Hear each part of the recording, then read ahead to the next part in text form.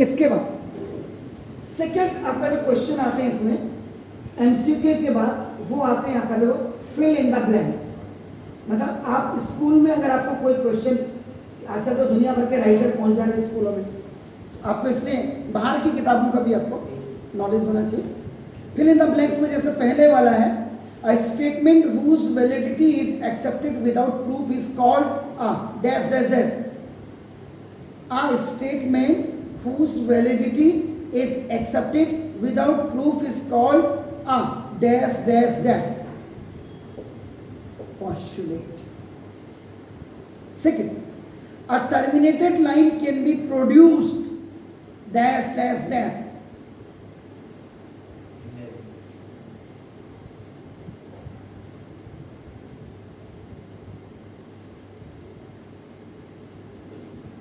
Yeah, indefinitely. Third, a circle can be drawn by any dash dash dash and any dash dash dash. The circle can be drawn with any dash dash dash with any dash dash dash. First dash में center and the second dash में radius. Then the next question is, an equilateral triangle can be constructed on any given dash dash dash. Equilateral triangle आप जानते हैं, equilateral triangle में आपका क्या होता है? All the sides are equal and all the angles are equal. ऐसे अगर मैंने कोई ट्राइंगल बनाया and somebody is coming from outside, वो इसके साइड्स में मैंने जो इनको शो किया हुआ है, इंडिकेट किया हुआ है, इसका मतलब this is the equilateral triangle. पहले तो आपका इक्विलेटरल ट्राइंगल में A B is equal to B C is equal to C होगा। The first thing all sides are equal and angle A is equal to angle B is equal to angle C is equal to आपका 60 degree each. तो इसमें कह रहा है equilateral can be constructed on any given, किसी भी line से। आपको 4 सेंटीमीटर का खींचना है, आपको 5 सेंटीमीटर को खींचना है, किसी भी लाइन, तो इसमें डैश डैश में जो आएगा लाइन सेगमेंट आपका आएगा। ये हो गया। अब ये आपका था।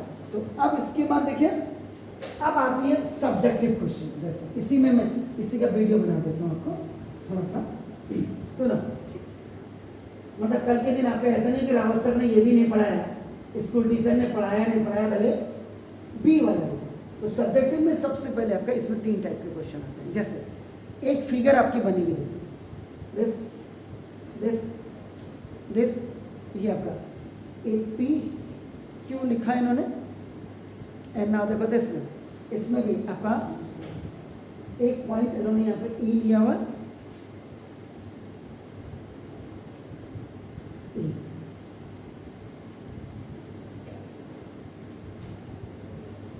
ये आपका आर यू लिया हुआ है एंड दिस इज आपका टी एस आपका लिया हुआ है, इट इज इंटरसेक्टिंग।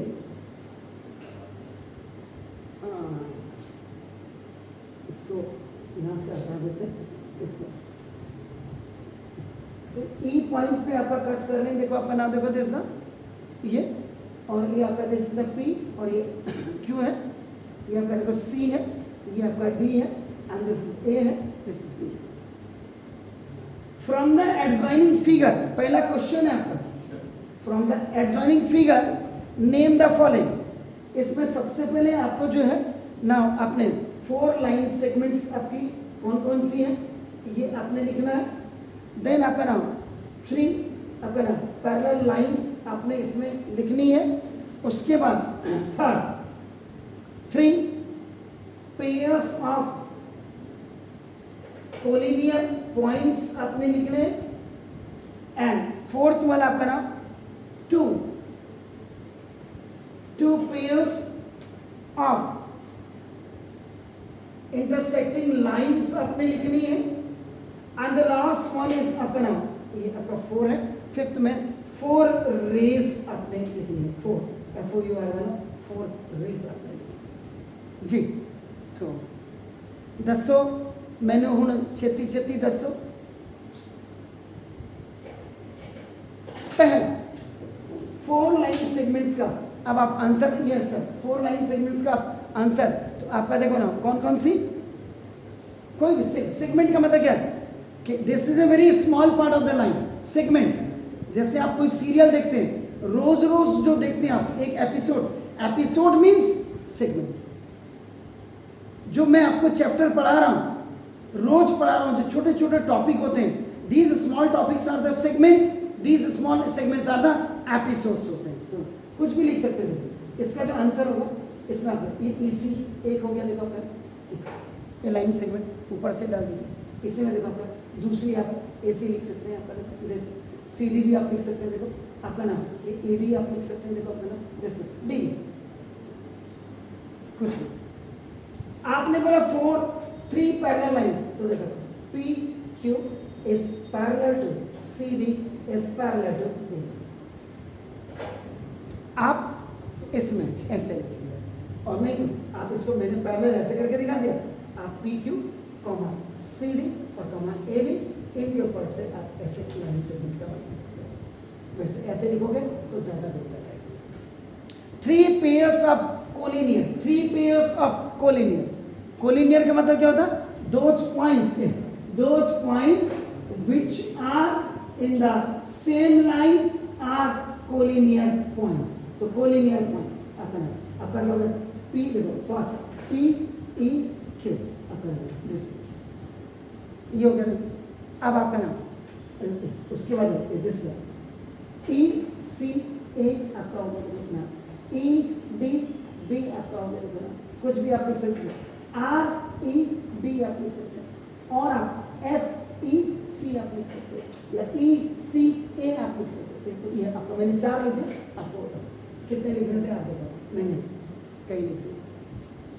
इसके बाद 2 pairs of intersecting lines. Intersecting lines का मतलब बेसिकली ऐसे होता है, those who are making a cross का साइन आप बना। तो इसमें आपका जो है, आपका कौन कौन से आप लिख सकते हैं? ए ई, इसको क्रॉस कर रहे देखो, ओके। आपका ये आपका कर रही है, देखो ना, बी ए आपका कर रही है, देखो ना, इंटरसेक्ट कर रही है। और आप क्या कर सकते हैं जी?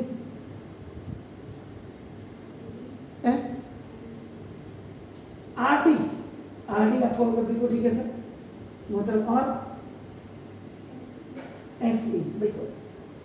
आप सीधी भी लिख सकते हैं, क्योंकि सीधी भी कट कर रही है, देखो आपने। चलो वेरी नाइस। अब आपने 4 रेज आर, रेज बतानी है आपने, देखो जो एरो लगता है ना ऐसे, ये आपने अब इसका 4 रेज आप बताइए। तो जैसे आपका ई आर एक रे हो गया, रे का मतलब बेसिकली क्या होता है? ये एक पॉइंट ऐसे ई हो, ई आर। आप ये इसके ऊपर ऐसे बनाते हैं, ये तो फिर ई एस बना दो, क्या जाए साढ़े प्योदर, फिर 80